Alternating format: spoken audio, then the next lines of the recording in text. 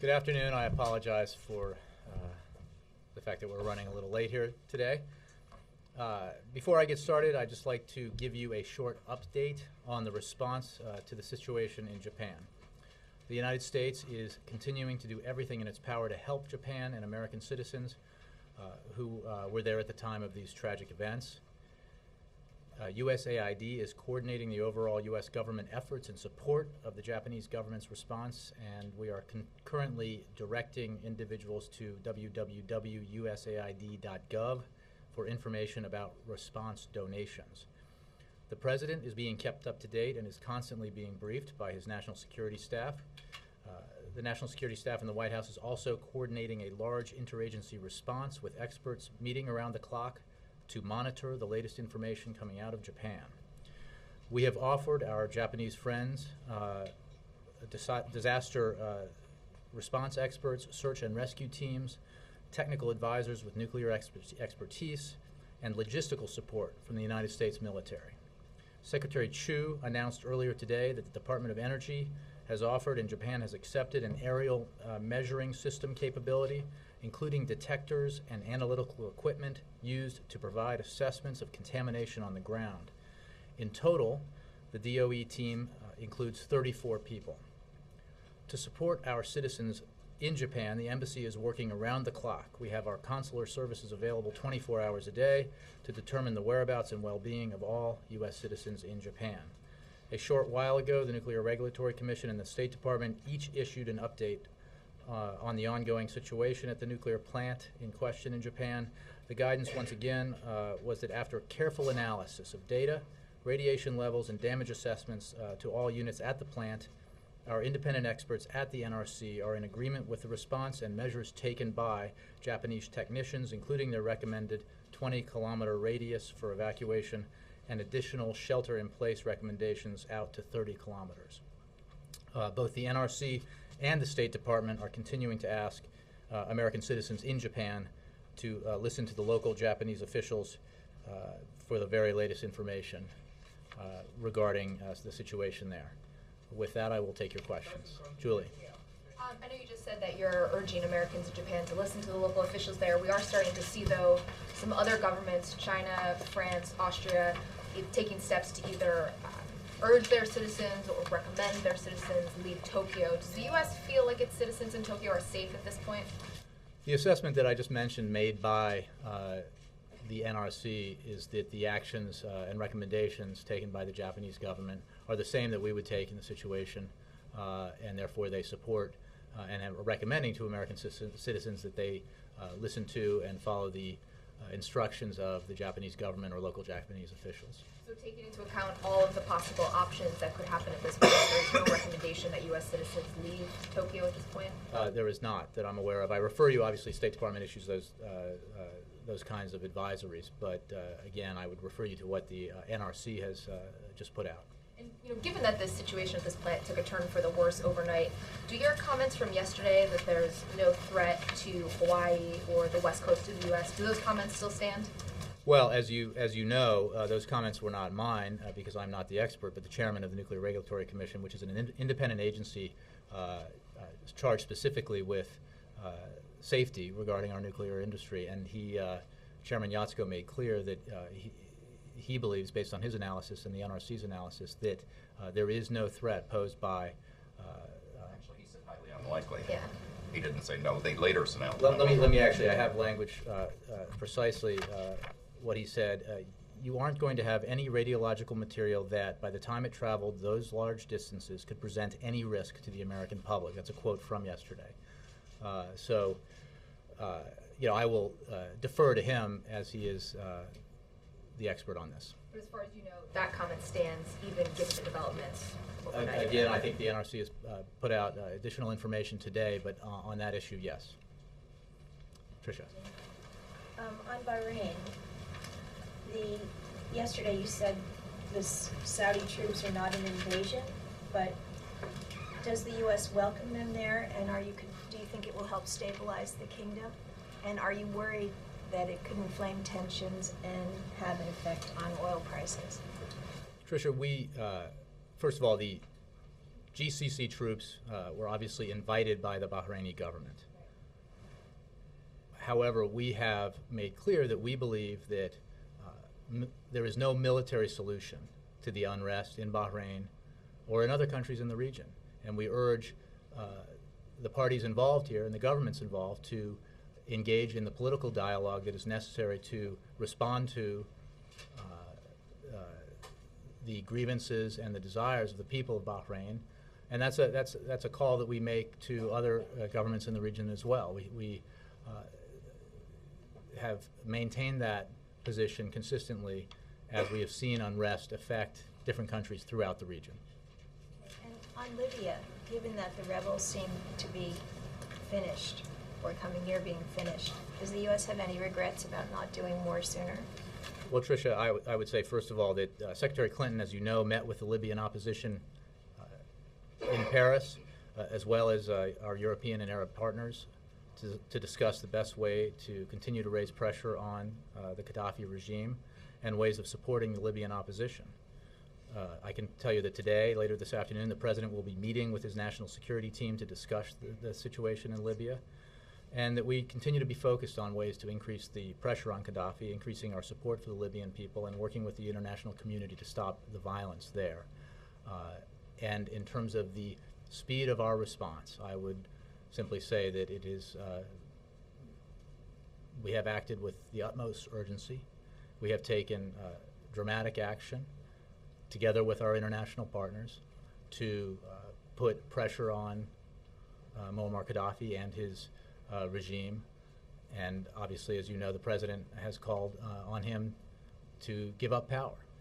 We continue to review a variety of options that can be taken, that might be taken together with our international partners, and we'll continue to do that. But it again has been 4 weeks, if that, since this began, and the actions that the United States and the its international partners have taken have been quite swift and unprecedented in many ways in terms of the nature and range of the actions. And again, we continue to look at other options. Jill? Jay, following up on exactly that question, though, there is the feeling that the tide may have turned, that the opposition is now fleeing, they are under attack, and that they can't pull it together. There are others who are saying it's too late for a no-fly zone. Does the administration share that view? I mean, is it over for the opposition? I don't have a military assessment to make for you. I would say again that the Secretary of State met with the Libyan opposition yesterday. They discussed forms of assistance, including humanitarian assistance. She also has mentioned, I believe, and has said this, that we are exploring authorities to free up some of the seized regime assets, the $32+ billion that have been seized, to provide financial support to the opposition. So this is another indication of the constant exploration of different options that we have to increase the pressure on the Gaddafi regime as we go forward. Okay, and just one on Bahrain. Is there any indication that the U.S. has that Iran now actively is participating or just simply exploiting the situation underway in Bahrain? Jill, what I would say is that we believe that the situation in Bahrain needs to be resolved by the Bahraini people and the Bahraini government.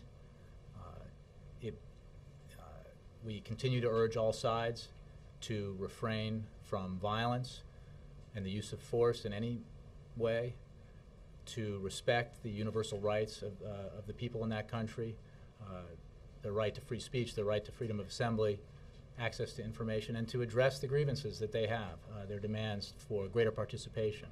And it is the broader point that we feel that the President has made since his speech in Cairo in 2009, that it is precisely to prevent ongoing unrest in the region, or it will be one of the positive effects of having a dialogue, broadening your political participation of the people in these countries, addressing the grievances, responding in a nonviolent way.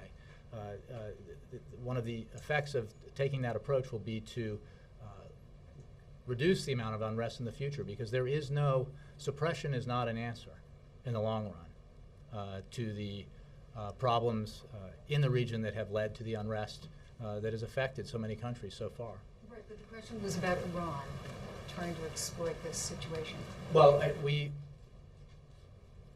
obviously believe that this has to be dealt with by the Bahrainis in Bahrain, and I don't have anything for you on on Iran, but we believe that it began with protests by the Bahrainis, and we have encouraged the Bahrain government to engage in a dialogue. We have encouraged actually both sides to engage in a dialogue, moderates in both sides who want to pursue that, and we continue to do so. Yes, Jake. How satisfied is President Obama with the information coming from Japanese authorities? Does the U.S. government, does the White House feel that you are getting all the information as soon as the Japanese officials know it? I say this because on Friday, President Obama, when I asked him about the nuclear threat in Japan, offered reassuring words, I could say, as conveyed from the Prime Minister. Obviously, the situation seems a little more dire today. What I can point you to, Jake, is the statement that the NRC has put out, and you have to remember that the NRC has its own independent experts on the ground there, making assessments about the situation in Japan, determinations about advice that American citizens in Japan should follow, and we have an overall team, the number of which I gave you, on the ground there that is making its own assessments and working very closely with Japanese officials to make those assessments. I appreciate the fact that we have our own independent experts there, but that wasn't my question. My question is, how comfortable is the President with that the information the Japanese are giving to the U.S. from Prime Minister Khan to him and below is accurate and not just best case scenarios and hopes and wishes?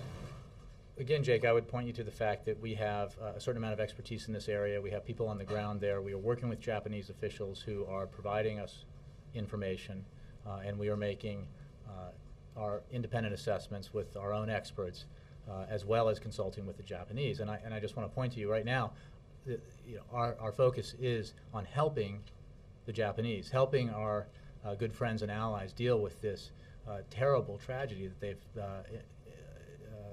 encountered, the combination of an earthquake, a tsunami, and now the nuclear reactor problem that they have. So we are obviously, in the ways that I mentioned at the top, coordinating very closely with the Japanese and offering assistance that's being accepted, our expertise that they can tap when they need it, and giving advice when it's solicited. So there's a great deal of coordination, and right now our focus obviously is on American citizens in the country, and those assessments are being made, and then also focus very closely on what we can do to help Japan deal with this series of really tragic events. Are our independent experts there, at least in part, because we don't trust the assessments being made by the Japanese? No, Jake, they're there because we are a close ally and friend to Japan, and we are coordinating with the Japanese to assist them in any way that we can and in any way that they request in dealing with this terrible tragedy and historic tragedy. We are obviously, because we have expertise in this area, making independent assessments and using them to evaluate decisions we make about advising American citizens in Japan, and obviously about advising Americans on American soil about any impact they may face because of this, which is what Chairman Yatsuko was talking about yesterday. So just to button it, the President is satisfied with the information he's been getting from the Japanese government? Yes? I have no reason to say that he's not, Jake. The coordination is deep in many ways. I would refer you for details on how that works and who's talking to whom to the NRC, the Department of Energy, the State Department, and the embassy in Tokyo. Okay, one other thing is that this 6 youth groups who were part of the Egyptian revolution snubbed Secretary of State Hillary Clinton, and who wanted to meet with them, who invited them to meet with her. They said that they would not meet with her based on her negative position from the beginning of the revolution in Egypt and the position of the U.S. administration. Do they misunderstand our position? Jake, I'll refer you to the State Department on that specifically. I believe. They have no comment. Well, I would just say that we have said from the beginning of the situation in Egypt and the beginning, even prior to that, of the unrest in the region, that this is not and should not be about the United States of America. We have operated under the principles that the President laid out in his speech in Cairo, and we believe that sticking to those principles was an important thing to do during the course of those historic days earlier this year during the events in Egypt. And we are working closely with our allies in Egypt and offering assistance where we can and advice where we can as they go through this transitional process that is really remarkable given where they were just a few months ago. As for the specific comments that those groups made, I do not have a response. Jim. Hey, Jake, could you clarify something? Secretary Chu, and I'm not asking you to be a brilliant scientist here, but he said two things that seemed a bit in contradiction. First of all, he said that reactors in the U.S. are designed above what would be required to withstand a worst case earthquake scenario. But he also said that the United States can learn from this to strengthen strengthen the safety at its 104 reactors. So why do you need to strengthen the safety at the reactors if they're all designed above a worst case scenario? I think as Chairman Yatsko made clear from this podium yesterday, that independent agency exists in order to ensure that the highest safety standards are met by the nuclear reactors that are part of the energy industry in this country. And it is part of their procedures to constantly review information and data that comes in, to review incidents that happen around the world. I believe Chairman Yatsko even mentioned that they performed a review of safety measures in the wake of the tsunami in Indonesia, and made evaluations based on that in terms of the safety and security of our facilities here in the United States. So it simply stands to reason that you make models for various scenarios, and every time there is new information that comes in from an actual event, you take that data and you analyze it and you examine whether or not it affects the models you have for safety and security of your facilities. To suggest that everything is static forever obviously would be wrong, because there are obviously there's new information to be gleaned from incidents, and I'm sure that's what Secretary Chu, a far wiser man than I, was talking about. On no-fly zone, what exactly is the U.S. the administration's position before the Security Council? Our position, Chip, remains that we are evaluating a number of options, military options, Decision has to be including made a no-fly zone. We feel that it is important that any action like that that might be taken should be done in concert with our international partners. Through the United Nations would be our preferable vehicle for that, and therefore, we would look to the UN as a forum for evaluating that option. I think I mentioned yesterday that today is the deadline for the no-fly zone option to preparations or plans to be submitted in Brussels at NATO, and I believe the NAC will review those tomorrow. So this process is moving forward. But our position is that action like that should be considered and taken, if decided upon, in coordination with our international partners, because it is very important in the way that we respond to a situation like we see in Libya, that it be international and not unilateral, that it include the support and participation, for example, of the Arab League and other organizations and countries in the region, and that is our sort of focus as we proceed with these conversations. Is the President satisfied to follow, not lead, on deciding whether to do it? I take issue with the characterization. We think it is precisely because the president believes that the best outcome in a situation like we see in Libya, as we have seen in different forms in other countries in the region, that the best outcome will come when the action taken by countries, third-party countries outside of the country where the unrest is happening, be done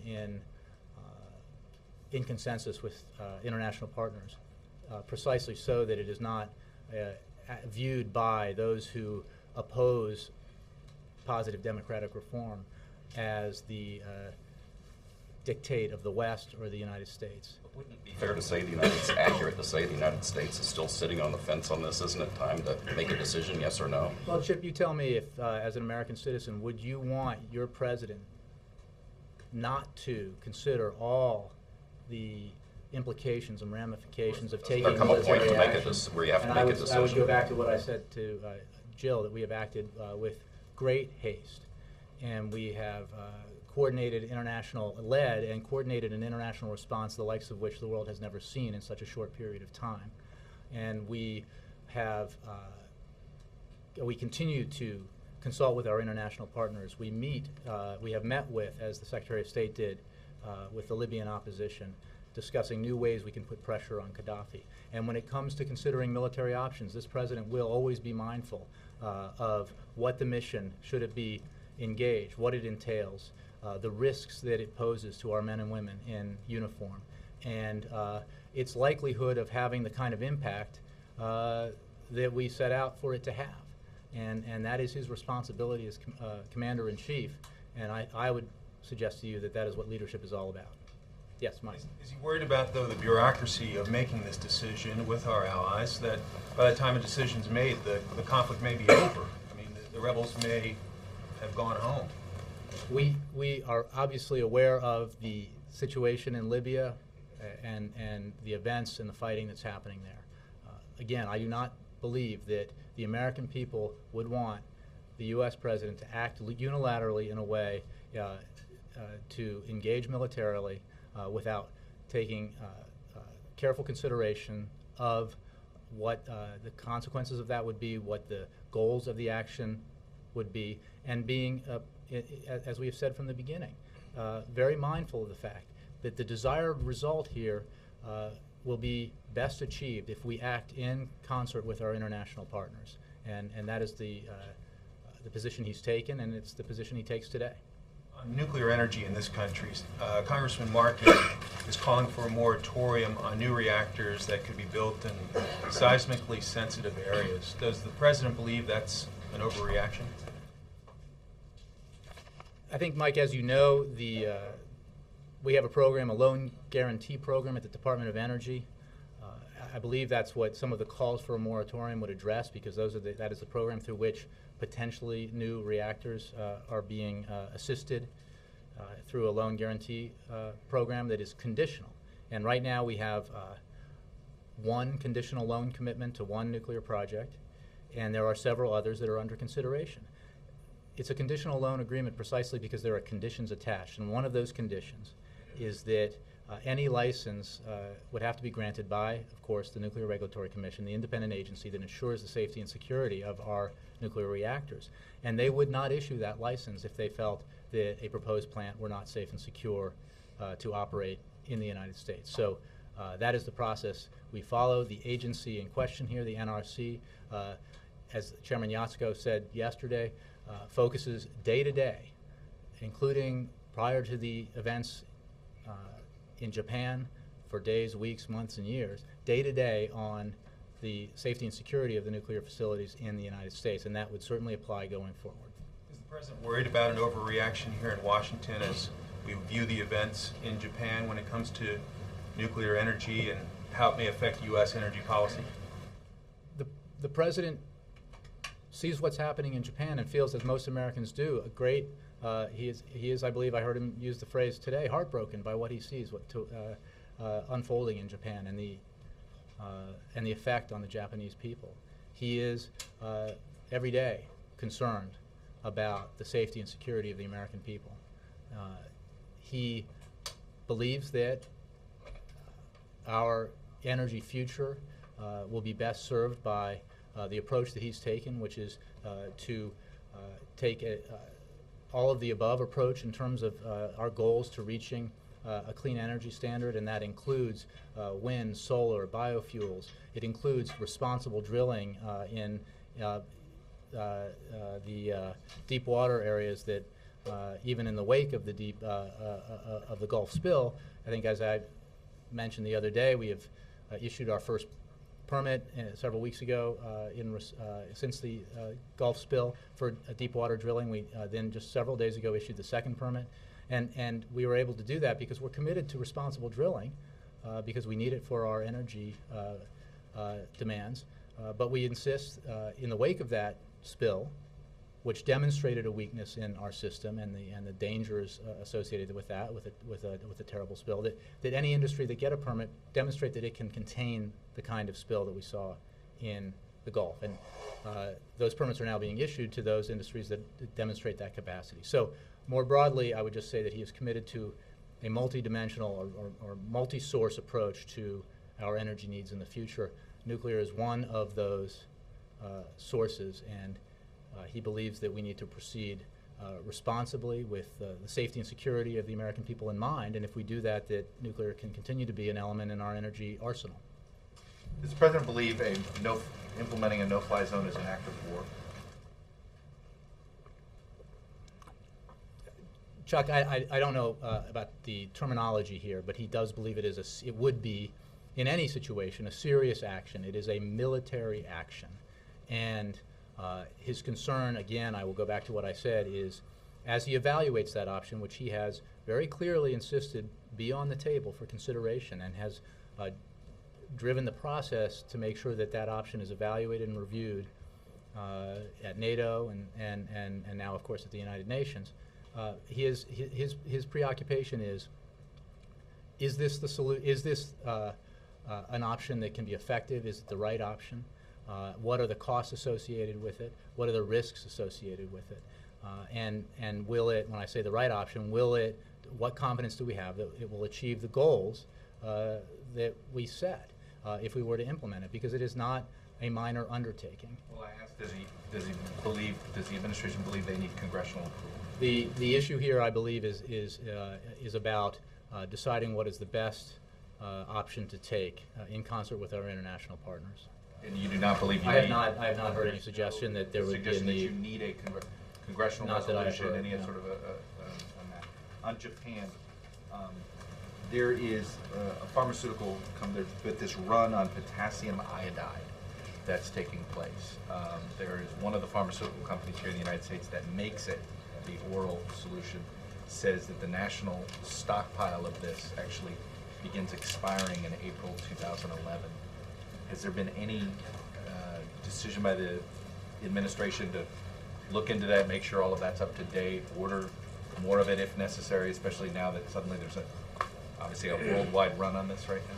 Well, let me refer you to HHS for specifics about the program and the stockpiling of that. I would take this opportunity to remind you and the American people that this is an accident and a situation that's happening in Japan and not in the United States. And the chairman of the Nuclear Regulatory Commission made clear yesterday his belief, based on the NRC's analysis, that there are no harmful effects that can come from any radiation spillage. It's probably not the word, but radiation emissions that might come from the reactors that have been damaged in Japan. Any harm that could come to Americans on American soil because of the great distances involved here. To follow up on Jake's question, every single independent nuclear expert that we've talked to seems to think that this is at such a catastrophic level that the Japanese, they don't have the capacity anymore to handle this on their own, that there needs to be a ton of international support. Has the NRC come to that same conclusion, that this is now beyond the scope of what the Japanese government can handle? Well, let me refer you to the NRC for questions to the NRC, but I would say that the NRC role is tailored to its expertise. The Department of Energy, as I mentioned, is very engaged in this and has experts also on the ground. And we are participating in international assistance to the Japanese to help them deal with this tragedy. Both the But on dealing with the nuclear reactor itself, that they don't have the capacity anymore. well, I don't know about the assessments of Japanese capacity, except of course they do have a certain amount of expertise and a large amount of expertise. Again, I'm telling you what I know based on talking to those experts, including the one who heads the NRC. However, this is a huge event. And it requires the kind of concerted international response that we're seeing, and which we are participating in a robust way, because Japan is a close friend and ally, and we will do everything we can to help them in this situation. Very quickly to follow up on Chip's question, which is this safety at our own nuclear plants. Does the president not need to order a review of safety plans because they're constantly going on? Is that what you're trying to imply here? He doesn't have to order a review because they're constantly going on. He has, however, I spoke with him about this within the last couple of hours, requested the NRC to evaluate the situation, the lessons learned from Japan as that information becomes available, and to incorporate it in its overall reviews of the safety and security of the reactors here in the United States. Now, as we learned from Chairman Yatsuko yesterday, that is what they do in any case. The President has added his voice, which is a singular and substantial voice, to the call for the need to do that today. Yes, Jonathan. Follow up on Chuck's point. When the BP, when Deepwater Horizon, where the President ordered a moratorium on new permitting while he did a review on response on that. In that case, there actually was a planned incident response to a deep water disaster. In the case of nuclear meltdowns, there is no such thing. There are 7 different agencies, no clear lines of command. I disagree with that, Jonathan. I think that obviously there are a variety of incidents that could happen with a nuclear facility, including, as I believe Chairman Yatsuko discussed, maybe Secretary Poneman discussed yesterday, the reviews that were done in the wake of 9/11 and in terms of the security of our nuclear facilities and other potentially vulnerable facilities to terrorist attack. That is one incident and would require response with a different lead, perhaps, a different agency in response.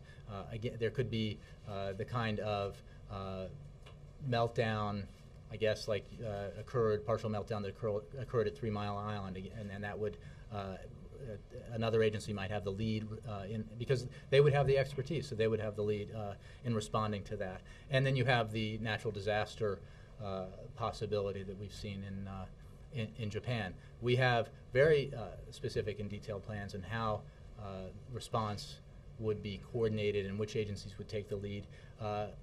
Depending on what kind of incident we're discussing here, there is not a one-size-fits-all response. We believe, and that's why we take the approach we take. And in 2002, in the wake of 9/11, there was an amendment passed by Congress that ordered the distribution of potassium iodide to a 20-mile radius around all nuclear plants. The Bush administration ignored it, and Markey sent a letter to President Obama. It's been ignored by the Obama administration as well. Is there any effort to follow the law and begin to distributing potassium iodide on a 20-mile radius? John, I don't have any information on that law or how the previous administration or this one has handled it. I would just say that, again, this incident happened in Japan, not in the United States. It is not in a place in the world where it could have harmful effects. According to the independent NRC, it could have harmful effects on Americans, on American soil. And the NRC has as its mission to constantly review the safety and security of the facilities we have here in the United States. Juliana. When you were speaking with the President earlier, was there any specific mention of reviewing older nuclear facilities, and that those should be an area that we might want to inspect in the wake of what we're seeing play out in Japan?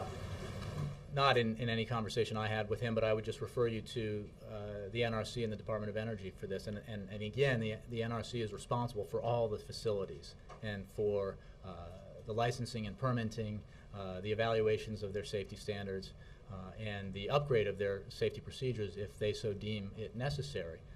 And again, it would be if the NRC decided that a facility was no longer safe, either because of something that had happened in that facility or because of new information, it has the authority to take the steps necessary to suspend activity at that facility or to shut it down. So these procedures, this agency is in place precisely for this reason, and the procedures are in place so that they can be followed if that contingency occurred.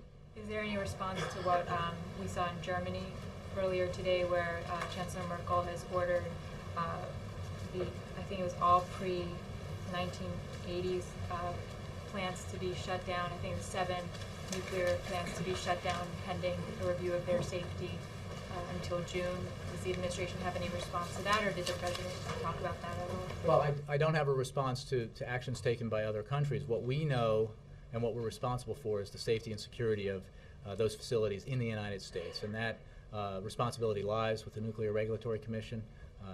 They have made the judgment that our facilities are safe and secure.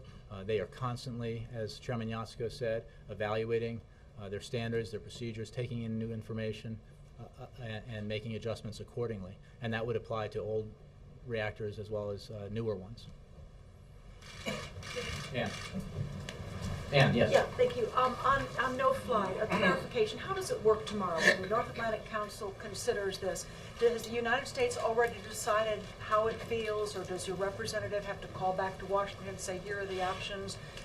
And will any action by the NA, or anything adopted by the NEC also require a green light from the Security Council? What I can tell you, as I mentioned, the President is having a meeting on Libya today in the White House with his national security team. In terms of how the process of communicating what happens in Brussels takes place, I'm not sure. This is not as far as I understand, a decision moment where here's the option, sir, take it. I think it's they evaluate what's presented before them, and then have discussions, and we move forward accordingly. So I don't have a time frame on when a decision will be made. Okay, and real quick, could it be a smaller no-fly zone, or does the President feel that he could do something other than cover the entire country? I would just refer you on the sort of logistical aspects of it to NATO. And who would pay for it? Again, I haven't seen an option that would spell that out. And it depends, obviously. You were asked in the non-broadcast briefing this morning about what might keep the President home from his foreign trip this weekend. Are there elements, either in Japan or Libya, that might... And I'm not going to speculate on what could happen in the world we live in tomorrow or next week. The fact is the President is taking this trip because he is committed to growing the economy, to rebalancing our national security posture, to take into account the world as it has changed. And he believes our relationships with Latin America are very important. So he will continue with the trip. And as you know, you've covered the White House for a long time. And our communications are very sophisticated. He will travel with a great deal of staff. I dare say they're a lot more sophisticated than they were back when you and I started covering this place. So he remains confident that he can fully execute his job while on the road. Abby. I wanted to go back to the question of the Libya no-fly zone and the role of Congress. Senator Lugar yesterday suggested that not just that there must be a war declaration, but that as a courtesy given the U.S. blood and treasure that might be at risk if a no-fly zone were implemented, that the President bring that decision to Congress so that they can have a chance to debate it and consult about it. To what extent is that something that is a part of the discussion of a no-fly zone? And does the President believe that Congress should have an opportunity to have that debate about whether we put soldiers and U.S. money on the line? I don't have a response, Abby, specifically to the role of Congress in this instance. I think that we're getting ahead of ourselves you're asking what role would Congress have should the President decide that this option is one that the United States should pursue. So why don't we wait and see as those steps are taken and that decision is made. And I remind you that this is not the only option that is on the table. We're reviewing options constantly, including the one that I mentioned the Secretary of State brought up yesterday with a Libyan opposition leader, which is exploring ways to take those seized assets or a portion of them to aid the opposition in Libya. April. Jay, thanks. What safety nets is the White House considering when it comes to trade for American companies who gain items from Japan, like electronics, cars, etc.? What is the White House doing to help with the possible pinch for these American companies when it comes to trade with Japan? April, that's a good question. I don't know. Obviously, this incident happened 4 days ago. I don't know that any procedures are in place. I think that kind of question might be best addressed to the USTR, but we can look into that for you if you want to check back. Margaret? Thanks. After the Libya briefing the President's getting today, are we going to get any kind of a substantive readout to your effect on? I think I'll just put a mic in the room, and you guys can. Should we wait for anything or not really? I don't have anything for you. We've obviously from here announced that the meeting's taking place, so we might have something to say about it, but I wouldn't anticipate a substantial announcement out of it. If there is something to say, though, we'll put out a statement. Not really. Wild card Plain for. wild card.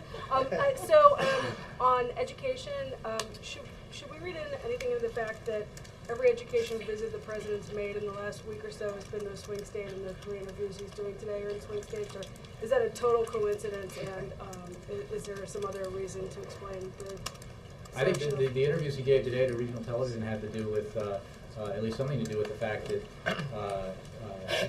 there are things happening in those states regarding education reform. And look, we make decisions for a variety of reasons about where he should visit and where he should, to whom he should give interviews. So I wouldn't read too much into that. Education follow-up, Jay? Let me get Stephen. What does it say about the state of U.S.-Saudi relations that they would stage this intervention in Bahrain without telling the U.S., given the fact that Secretary Gates was there, I guess, Friday, and you've been very engaged in this this whole issue about what Bahrain should do to reform and stop the violence? Stephen, I would just say that we were aware of, obviously, the invitation by the Bahrain government for assistance from GCC countries. And I would simply say that Saudi Arabia is an important partner of ours, and as are other countries in the region. Our position, however, remains that military response is not a solution to the problems in Bahrain or other countries in the region. That the countries in the region are experiencing the unrest they are experiencing precisely because their populations crave more participation in the political process. They want more freedom. They want more economic possibilities, and they want to be heard.